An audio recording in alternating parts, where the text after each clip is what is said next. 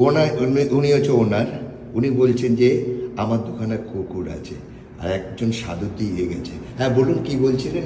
কুকুরটা সাধু দিয়ে গেছে, Okay. বলেছিল দেখে শুনে রাখতে, সামনে রাস্তা তো লরির নিচে না পড়ে, এরকম বলে গেছে। সেই জন্য- আমাকে বলছে যে উনি বলছেন যে আমার দুখানা কুকুর আছে, আপনি কি দেখেছেন? আমি যে না।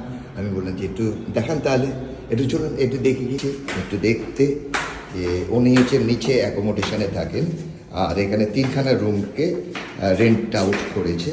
আর যাই হোক, রেন্ট আউট করেছে বলে যে রাত্রিবেলা আমরা স্টে করতে পেরেছি। তো একটু দেখে নিই কুকুরদের। এই ওস্তাদ এসছে। ও লাইট এখানে আছে। এই যে কুকুরটা।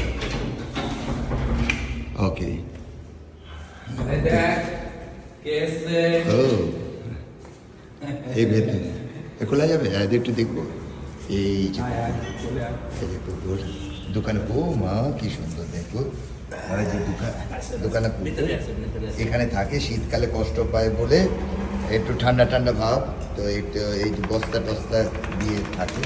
চলে যাবে ভিতরে, আর ভিতরে আছে, এদিকে চলে কোনটা যাবে। কোনটা সাধু দিয়ে গেছে? এই দুটোই আছে। এই দুটোই সাধু। একই মায়ের পেটের বাচ্চা। ও কি সুন্দর দেখুন। কিছু করবে না তো? না।